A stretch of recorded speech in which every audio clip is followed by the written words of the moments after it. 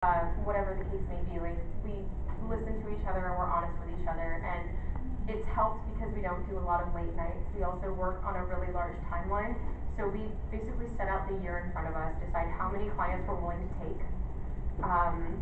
So, like for example, if it's a Marvel project, we typically have anywhere from 2 weeks to 2 months to work on the project. We never know. We're willing to throw it all aside for Marvel, but not at the expense of our already predetermined customers, because they're our base. So we work around that. If that means maybe once or twice a year, we have like a late night, then so be it. Time management is incredibly important with a business, because again, you are accountable to each other, but you're also accountable to yourself. And you should value your time and your work and never work at the expense of yourself or your friends or your family. You know, the people who are important to you, I should say, because, you know, sometimes family sucks. But, you know, plotting out your months using Google Calendars, using Outlook or like Outlook Calendar is always good. I should be better at Google Calendars. I use a paper calendar more than anything because I can change it up. But we tend to keep in contact with each other and then update as, like, we check in about once a month and make sure that our calendars are synced. The calendars don't fall under our assets.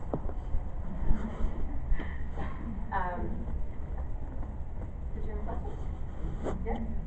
You were just sort of raising your hand because you were being. Yeah, I'm sorry. I looked over and you were like. No question. Okay. Yeah. Any other questions? Anybody want to know what it's like working for Marvel? Yeah. Really hard. It's incredibly hard, actually. We built our Mantis and Yondu costumes in 2.5 weeks. Wow. The Becoming project is actually a project that's kind of amazing. We believe in it and we love it, and that's why we take on projects that happen in about 2.5 weeks. Hella and Belfry fortunately happened in about 2 months. But the Marvel Becoming is a YouTube series where they feature cosplayers from all over the United States. They are incredibly inclusive.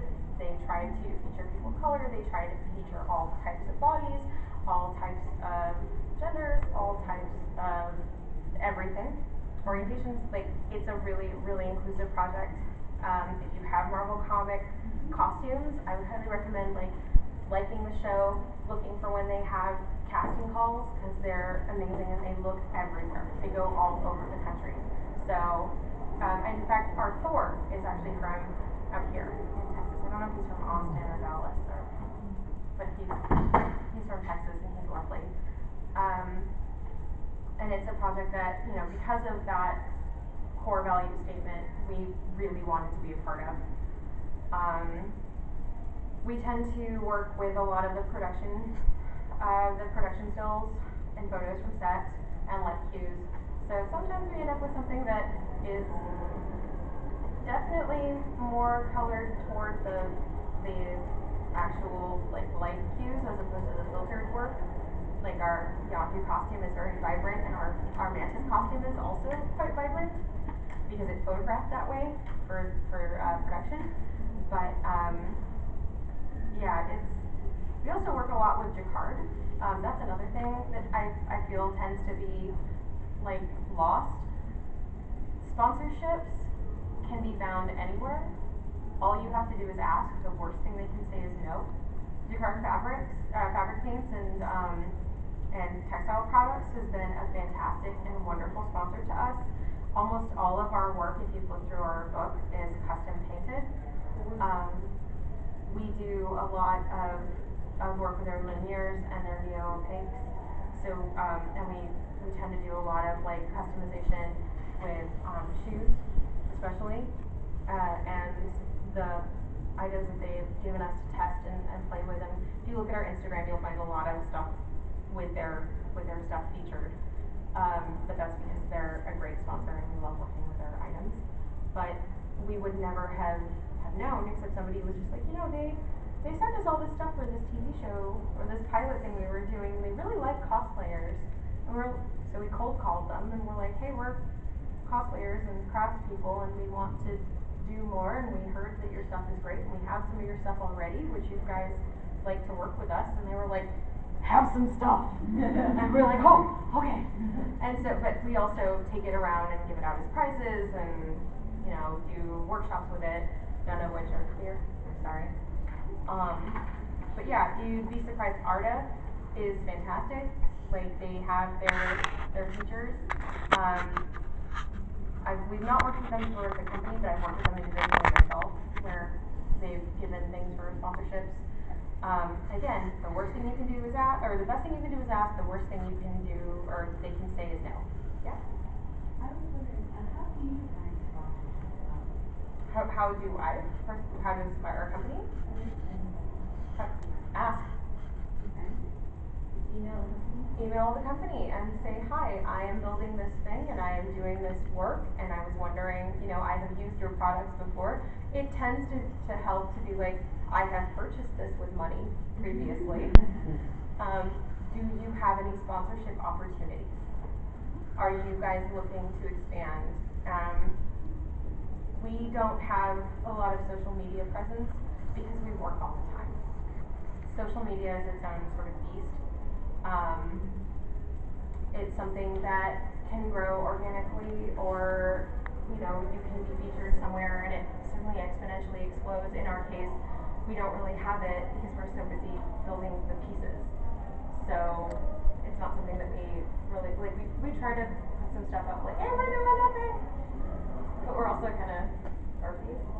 So, like, Alicia's like, I don't want to be in any pictures. And I'm like, cool, that's it. But okay, you can take pictures of this thing. But, you know, having that out there, like, trying to figure out, you know, even if your social media is not very high, looking into avenues that tell you how hashtags work, or how many you should use at a time. You know, there was a point where it was like just litter your Instagram with hashtags, and now it's like make a break in your description and then put no more than 12. Like, the wall of hashtags is no longer working. So you can look up like trends in social media and hashtags and apps and things like that, and what tends to cycle stronger. Like, for a while, Instagram was better than Facebook, and that was not as good as Twitter, and then Twitter got better, and algorithms are changing. Just figure out which ones you want to have and then focus on those, and also get a website where you can just keep your digital portfolio. Our website tends to have, it has a private area because there's some stuff that we can't put on the site. So, but having something behind like a keyword or a lock or a password is always good if it's like NDA projects or like a non-disclosure project. Like, for example, Zelda, initially we couldn't talk to anybody about it. Once it was released, then we could discuss it openly and publicly and mention our involvement. But things like that, you know, it's good to, once it's done, have that available for people. Does that help? Sorry. Yes? Yes. Hi. First thing on cosplay, I just came for like the business advice. Yes. As far as making a portfolio, is that just basically a collage of like your best stuff in general? Because like I just make videos. So anything that's visually engaging is good for a portfolio, in my opinion.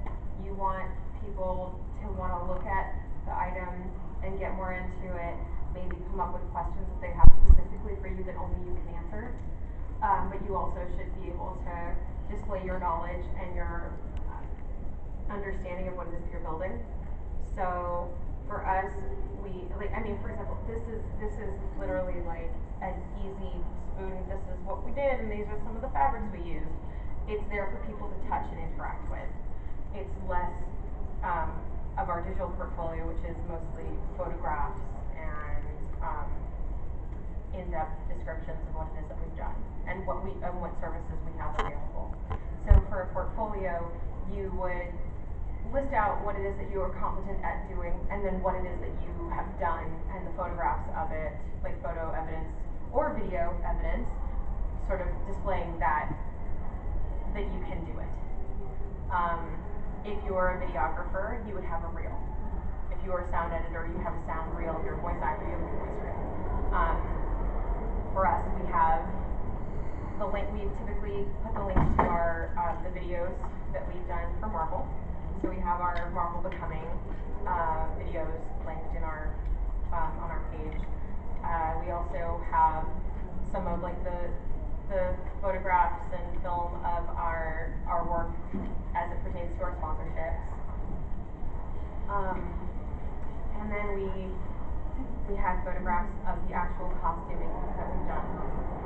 We tend to do both the costume as worn by the costume or the cosplayer or the model, but we also tend to do quite a lot of it on a mannequin, so that we can get like close-ups of particular aspects. So, for example, a lot of our Zelda stuff, we worked with Nintendo to find out like what it was they wanted, what it was that they were okay with us doing or portraying. So they were like, yes, you have permission to use the symbols for the different tribes.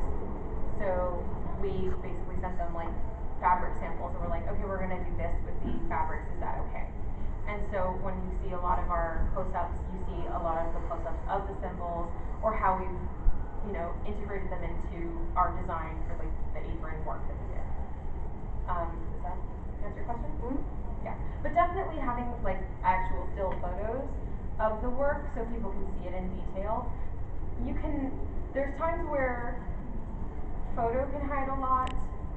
Physically, like having it be 5 feet away from somebody can hide a lot, or having it, moving in a picture can hide a lot. Having good close-up detail work tends to show your strengths, and it tends to give people a better idea of what it is they're going to be getting from you. So that's really important, because if you are asking for a good wage and asking, putting forth good prices, like that's the other thing. Don't undersell yourselves. You're not a factory in China.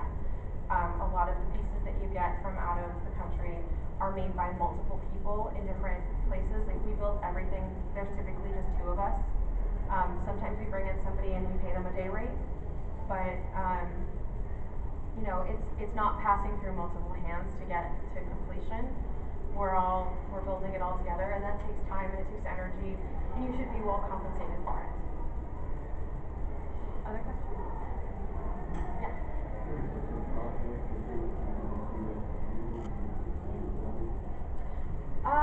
We took on a project that wasn't too big for us to handle, but it was really out of our field. I thought we would be good at it. And so we actually put what we could together, and we're like, this is awful. This is not good. And we apologized to the client. We sent them back their money, and we sent them what we built. And we're like, if you like this, I guess you can have it. But we don't think it's that great, and we don't want to give it to you, but, and also here's your money. Like, once. Just once. But no, we tend to, like I said, we have people who come in if we need some supporters, some help. We've turned down projects that we were like, yeah, there's no way. We built a David Lopan costume from Big Trouble in Little China, and it has a lot of people really like that David Lopan costume. And someone was like, can I get one in about 2 weeks? And we were like, no, because we're booked. Like we basically book out our year. And so we were just like, yeah, this isn't something that we can give you right like in the time frame. We can finish it in this time frame, and it was no, I want it for Halloween. Well, no, sorry, we can't. If you want it for next Halloween, we gotcha. But yeah, we also get ready. You're gonna get a lot of really unique questions.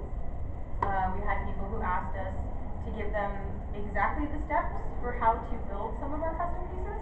Like we did a Rose Tico costume, and we tried to build it to the specifications of the 501st, and those are open source. Like you can just look up 501st Rose Tico and you can get them.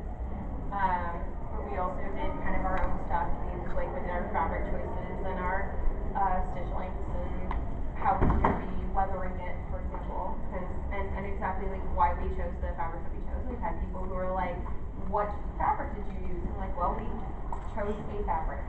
Like, we've been sewing for over 10 years. We have a business. If you'd like us to build you this costume, we'll build it for you, but we're not your fabric sourcers. If you'd like to source the fabric, this is our fee for sourcing.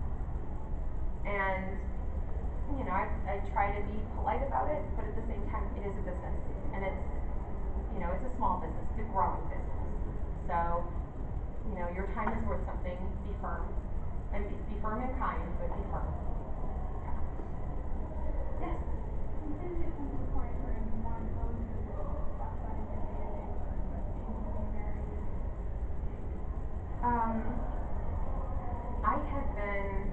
I've been sewing for such a long time that, and I've done schooling for it, and I've been taking care of my grandfather, and he passed away in 2014.